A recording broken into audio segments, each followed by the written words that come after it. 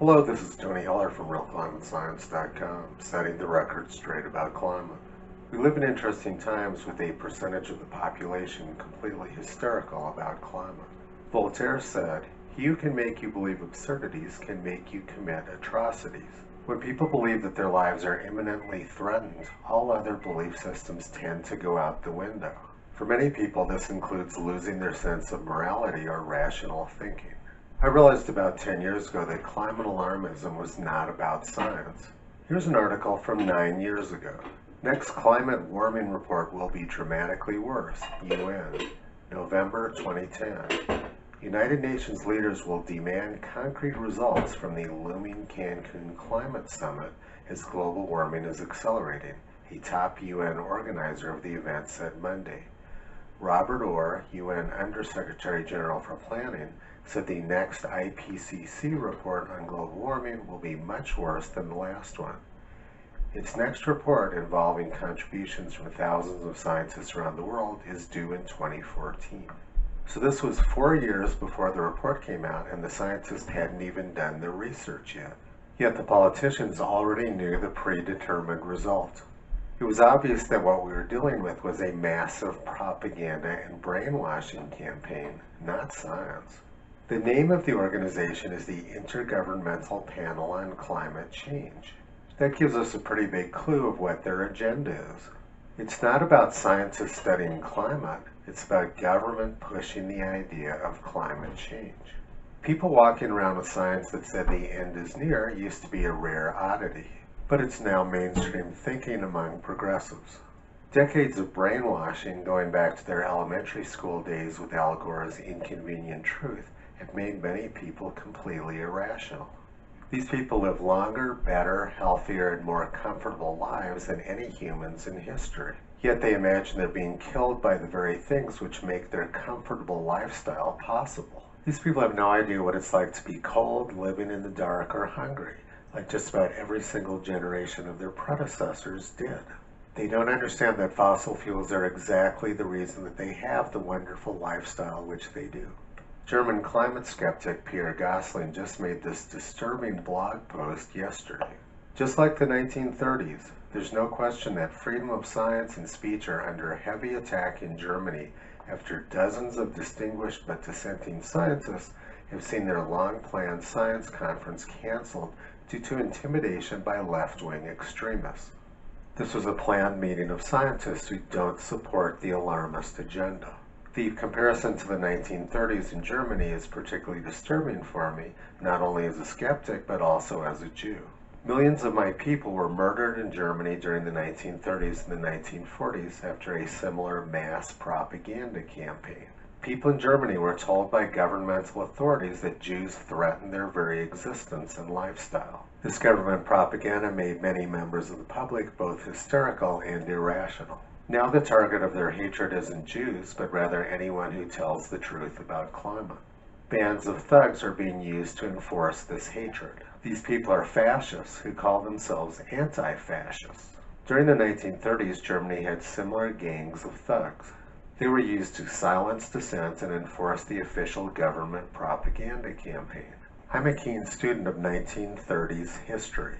I spent hundreds of hours looking at newspaper articles from the 1930s. There was a tremendous amount of very extreme weather during the 1930s. It was by far the hottest decade on record in the United States. The deadliest flooding in human history occurred in China during the 1930s. Millions of people drowned in these floods. The worst droughts in U.S. history also occurred during the 1930s. 80% of the U.S. was in drought during July 85 years ago. The heat and drought led to massive dust storms. The U.S. also had some of its worst flooding on record during the 1930s. March 20th, 1936, all Eastern America under flood waters. President signs appeal as capital flooded, 100 cities in 14 states affected. This newspaper came out on the day when my grandfather had to be evacuated from a business meeting in downtown Pittsburgh by boat. The most intense hurricane in modern U.S. history occurred in 1935. It blew this train way off the tracks in the Florida Keys. And it wasn't just the US and China which were affected, there was a worldwide drought in 1934. Carbon dioxide levels are very low in the atmosphere during the 1930s, so climate models certainly can't explain the heat, drought, floods, and other horrific weather we had during that period. But this isn't about science or climate, it's about propaganda. July of 1930 had lots of reports like this about hundreds of people dying in the record heat around the country. And there were equally as many articles during the 1930s discussing the propaganda in Germany targeting the Jews. July 20th, 1934, Nazi press rages anew with bitter attacks on Jews. That was the same week as this article, and the same month as this drought. The ruling party in Germany made it very clear what their intentions were about the Jews. Their goal was to stimulate fear and hatred against Jews, leading up to what they called the final solution. But millions of Jews simply chose not to listen. They went on living their lives, doing their best to ignore the craziness going on around them, and then millions of them ended up paying with their lives later on. Fortunately, many Jewish scientists like Albert Einstein were listening. They left Germany and came to the United States. Einstein fled Germany in 1933 and came to work at Princeton University. This is a photograph of Dr. Will Happer and myself out in front of Einstein's house at Princeton. Dr. Happer is one of the leading experts in radiative transfer physics and is also a noted climate skeptic. In 1931, the consensus of German scientists attacked Albert Einstein's theory of relativity. They wrote a pamphlet, 100 Authors Against Einstein, basically a 99% consensus. Einstein responded by saying, "Why did they need 100? If I were wrong, all they would need was one." In doing so, he laid out exactly the arguments against consensus science. Hitler targeting the Jews proved to be very costly for his war effort. Einstein and many other Jewish scientists who fled Germany during the 1930s later became a critical part of the US war effort during the 1940s. In 1939, Einstein and several other European scientists who had fled fascism sent this letter to President Roosevelt. The letter warned the president that Germany was developing an atomic bomb. This letter led to the Manhattan Project in Los Alamos, New Mexico, where I grew up. That project ended World War II. Another disturbing topic which Pierre Gosselin discussed in his blog post was censorship in Germany. He linked to this article in Spiegel Online. 75% of journalists and writers in Germany are concerned about the state of free speech in that country. As Pierre points out, once again the parallels are very similar to the 1930s in Germany. Censorship played a big part in the rise of fascism. When your ideas don't hold up to scrutiny or debate, the only way you can get your agenda through is by silencing your critics and opponents. Censorship is once again a huge problem in Germany, and we're seeing the same dangerous tactics in the United States. Anthony Watts posted this blog post yesterday. An article from Vice is making very thinly veiled threats of physical violence against climate skeptics. Dr. John Christie at the University of Alabama at Huntsville is one of the world's leading experts on measuring global temperatures from satellites. Satellite temperature data does not support the idea that we're experiencing a climate crisis. But the agenda of climate alarmists has nothing to do with science or the climate. After an Earth Day march in Huntsville, people fired gunshots into Dr. Christie's office.